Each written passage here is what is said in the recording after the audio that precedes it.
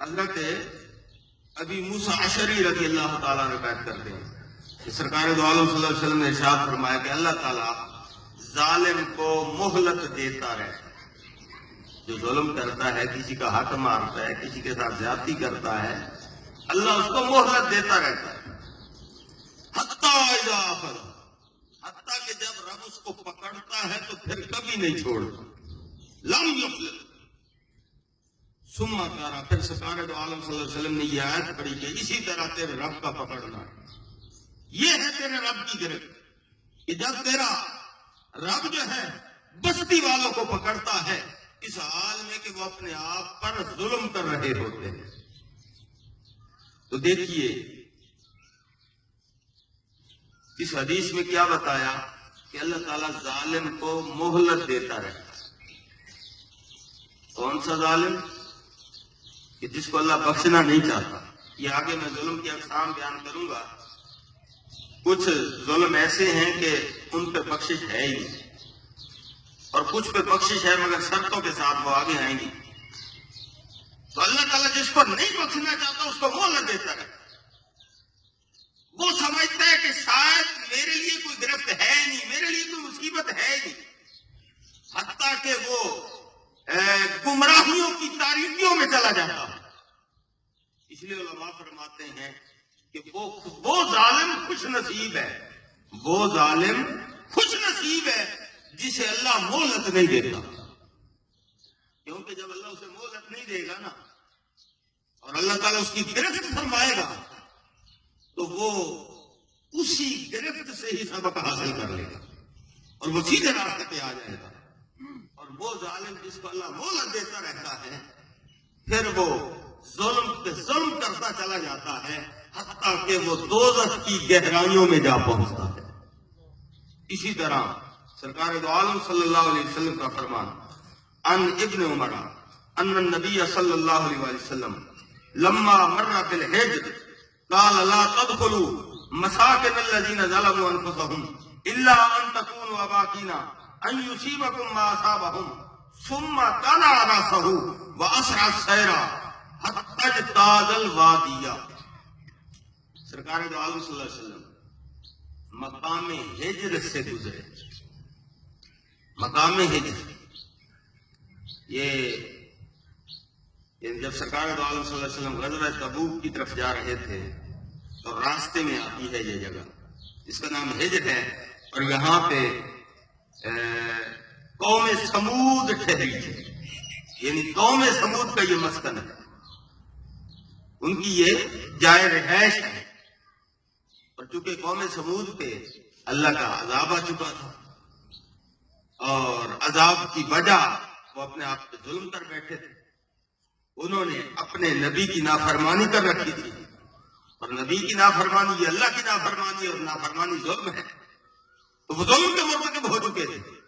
تو سرکار دو عالم صلی اللہ علیہ وسلم جب مقام ہجر سے گزرے، جو کہ راستے میں مقام ہجر تھا اور وہاں اس وقت صرف کھنڈرات تھے، قوم سمود کی رہن سہن کی نشانیاں موجود تھیں، جبکہ اصل مکان جو ہے وہ صفحہ ہستی سے مٹ چکے تھے۔ تو سرکار دو عالم صلی اللہ علیہ وسلم جب وہاں سے گزرے، آقا علیہ السلام نے فرمایا کہ جہاں ظالم ٹھہرے ہیں ان جگہوں پہ تم کو نہیں جانا چاہیے، جو ظالموں کا مسکن ہو، جو ظالموں کی رہائش ہو، جو ظالموں کا ٹھکانہ ہو، وہاں پہ تم کو نہیں جانا چاہیے، الا ان تکونوا اباکین۔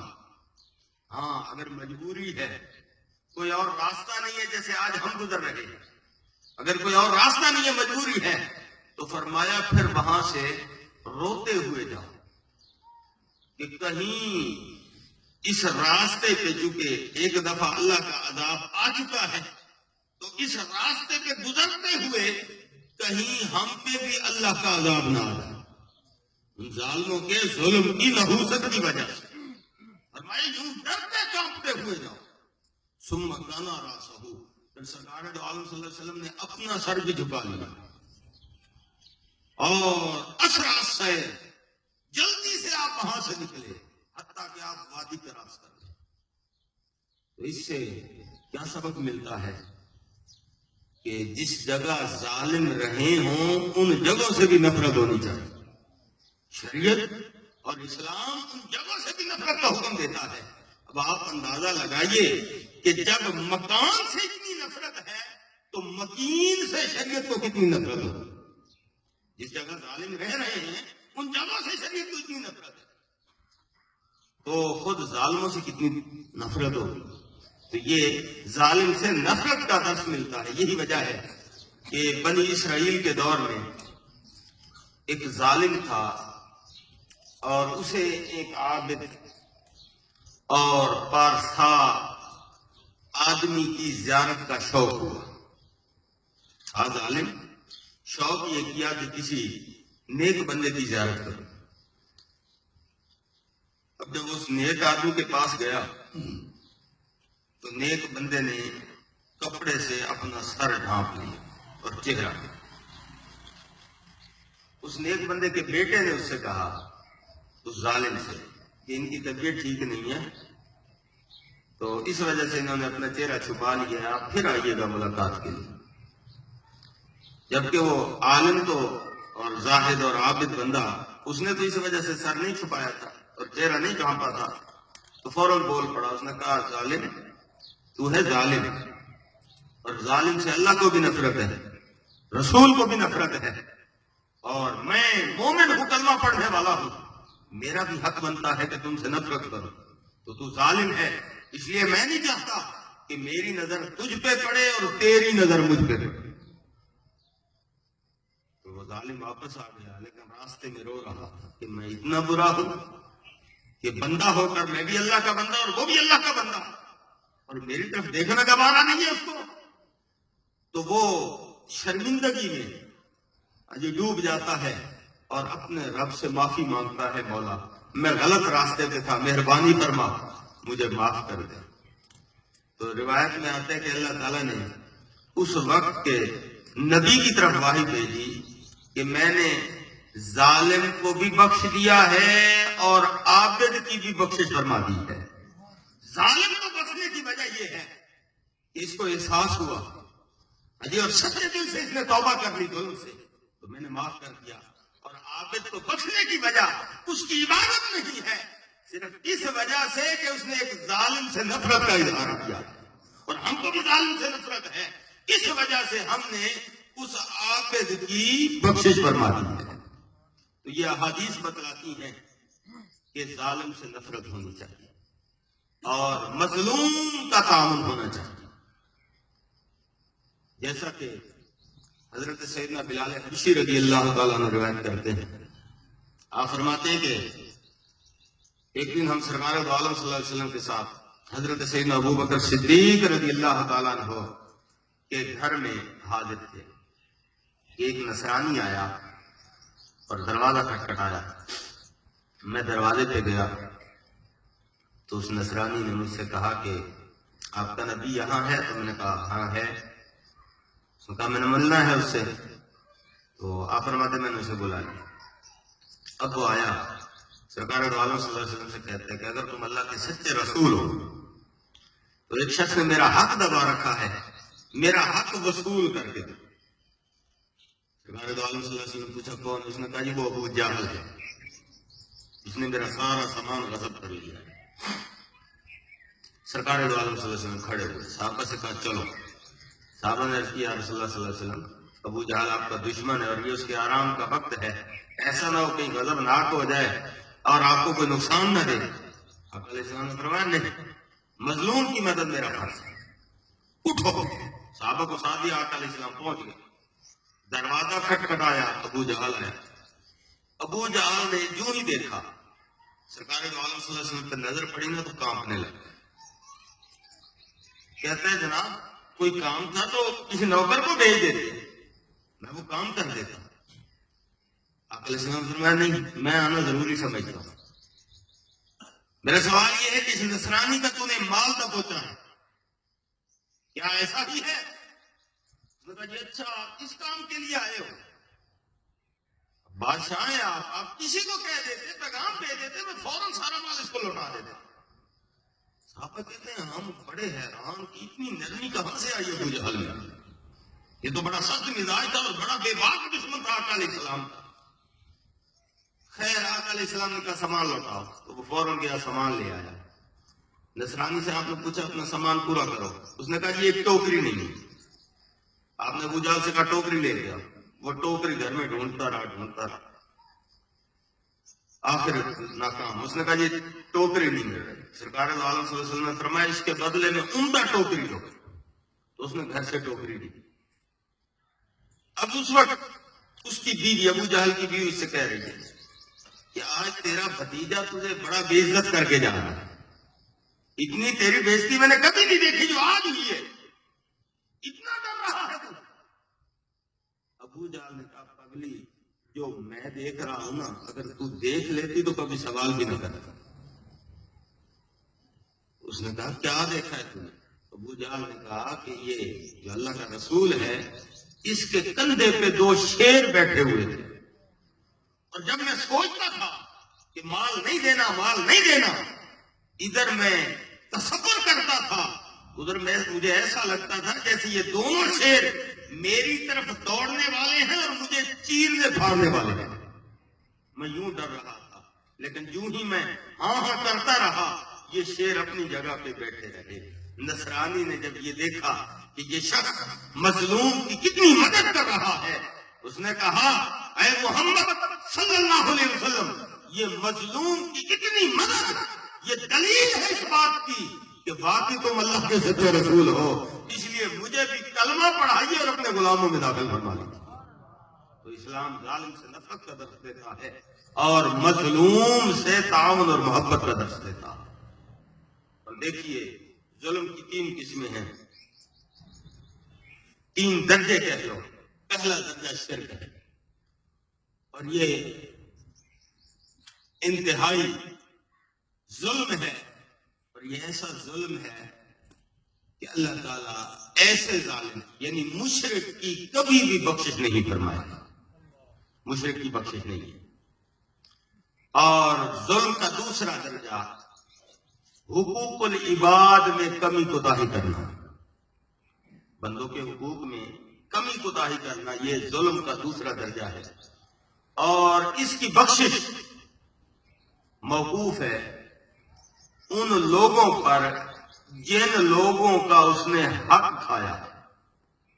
کسی شخص نے کسی دوسرے شخص کا اگر حق کھا لیا ہے تو وہ بخشش ہو سکتی ہے تب جب وہ دوسرا شخص صاحب حق اس کو معاف کرے، اور اگر صاحب حق معاف نہیں کرتا تو اللہ بھی کبھی یہ حق اس کو معاف نہیں کرے گا۔ اور حقوق العباد میں سے جو پہلا حق ہے وہ بندے پر اس کے والدین کا احترام ہے۔ حقوق العباد میں اسے مثالی حیثیت ہے، تو جو والدین کے احترام میں کمی کرتا ہے اور سستی اور غفلت سے کام لیتا ہے تو وہ یوں سمجھو کہ حق تلف کر رہا ہے، اور حق تلفی یہ ظلم ہے، اور ظلم کی سزا جہنم ہے۔ دیکھو والدین انتہائی یعنی یہ قرب والا رشتہ ہے اور انتہائی نازک رشتہ ہے، اور سرکار دو عالم صلی اللہ علیہ وآلہ وسلم کے پاس ایک شخص آیا اور اس نے کہا یا رسول اللہ صلی اللہ علیہ وسلم، میں نے اپنے والدین کی خدمت کا حق ادا کر دیا ہے۔ آقا علیہ السلام مسکرائے، آپ نے پوچھا کیسے؟ تو اس نے کہا جی جو میرے لیے والدین نے کیا آج میں ان کے لیے کر رہا ہوں۔ میرا جب بچپن تھا تو والدین راتیں جاگ کے گزارتے تھے، آج میں بھی راتیں جاگ کے گزار رہا ہوں۔ ان کا بڑھاپا ہے، وہ بے چین ہوتے ہیں رات کو، تو راتیں جاگ کے گزار رہا ہوں۔ اور جب میرا بچپن تھا تو وہ میرا پیشاب پخانہ اپنے ہاتھوں سے دھوتے تھے، آج وہ بڑھاپے کی حالت میں بستر پہ پیشاب پخانہ کر رہے ہیں تو میں بھی اپنے ہاتھوں سے دھو رہا ہوں۔ تو یا رسول اللہ جو انہوں نے کیا وہ میں بھی کر رہا ہوں، تو حق تو میں نے ادا کر دیا نا۔ آقا علیہ السلام فرمانے لگے بیٹا اگر تو والدین کی خدمت کی بنسبت 10 گنا زیادہ ان کی خدمت کر لے تو بھی ان کی خدمت کا حق ادا نہیں کر سکتا۔ انہوں نے جو تیری خدمت کی ہے تو اگر 10 گنا زیادہ خدمت کر لے تو بھی خدمت کا حق ادا نہیں ہو سکتا۔ تو اس نے عرض کی یا رسول اللہ یہ فلسفہ مجھے سمجھ نہیں آیا کہ وہ 1 بار کرے میں 10 بار کروں پھر خدمت کا حق ادا نہ ہو، یہ کیسے ہو سکتا ہے؟ آقا علیہ السلام فرمانے لگے ٹھیک ہے تو بھی خدمت کرتا ہے، تیرے والدین بھی تیری خدمت کیا کرتے تھے، مگر فرق ہے بڑا سوچوں کا اور جذبوں کا، اس لیے کہ تو خدمت کر رہا ہے تو تیری اب سوچ یہ ہے کہ مولا، یعنی تیرے دل کی آواز یہ ہے کہ مولا اب ان کو اپنے پاس بلا لے، اب ان کی زندگی کے ایام پورے ہونے کو ہیں، یہ مجھ پہ بھی بوجھ ہے اور اپنے آپ پہ بھی بوجھ ہے، ان کے حق میں اور میرے حق میں بہتر یہ ہے کہ تو ان کو اپنے پاس بلا لے۔ ہاں جی، تھوڑی سی تکلیف کی وجہ سے تو اتنا کہنے پہ راضی ہو گیا ہے، مگر یاد رکھ جب والدین اپنے بچے کی خدمت کر رہے ہوتے ہیں، بچہ معصوم بچہ ہے، ماں کے پیٹ سے بھی پیدا ہوا ہے، اور دیکھا انہوں نے کہ اس کے ہاتھ بھی نہیں ہے، اس کے پاؤں بھی نہیں ہے، اس کی آنکھیں بھی نہیں ہے، ہاں جی، وہ سنتا بھی نہیں ہے، وہ بولتا بھی نہیں ہے، وہ گوشت کا لوچڑا ہوتا ہے، ماں باپ ساری زندگی اس کی خدمت بھی کرتے ہیں اور ہر وقت ان کے لبوں پہ یہ دعا ہوتی ہے، مولا ہماری زندگی بھی ہمارے جگر کو عطا کر دے، ہماری زندگی بھی ہمارے جگر کو عطا کر دے۔ تو فرمایا سوچوں میں بڑا فرق ہے، اس لیے تو 10 گنا زیادہ خدمت کر لے تو بھی والدین کی خدمت کا حق ادا نہیں کر سکتا۔ اللہ فرماتا ہے والدین کو اف تک نہ کہو، اف کہنا بھی حرام ہے۔ اب اف کسے کہتے ہیں؟ تو مفسرین لکھتے ہیں کہ انسان جب زمین پہ چلتا ہے اور اس کے چلنے سے خاک اٹھتی ہے اور وہ خاک اس کے کپڑوں پہ آ گرتی ہے تو انسان بسا اوقات پھونک سے اس خاک کو اڑاتا ہے، پھونک کے ذریعے اس مٹی کو اڑاتا ہے، تو عربی میں اسی پھونک کو اف کہا جاتا ہے، عربی میں اسی پھونک کا نام کیا ہے؟ اف ہے۔ تو مطلب یہ ہے، اب مجھے بتاؤ جب ہم اپنے کپڑے پہ پڑی ہوئی مٹی کو پھونک سے اڑائیں گے تو کپڑے کو کوئی تکلیف ہوگی؟ کچھ بھی نہیں ہوگا۔ اللہ فرماتا ہے والدین کو اتنی تکلیف دینا بھی حرام ہے۔ بلکہ علماء فرماتے ہیں کہ بندہ جب اپنے والدین کی خدمت کر رہا ہو، پیشاب پخانہ دھو رہا ہو، تو پیشاب پخانہ دھوتے وقت اپنے ناک پہ کپڑا بھی نہ دے۔ جب پیشاب پخانہ دھو رہا ہے نا اپنے والدین کا، بوڑھے والدین کا، تو پیشاب پخانہ دھوتے وقت ناک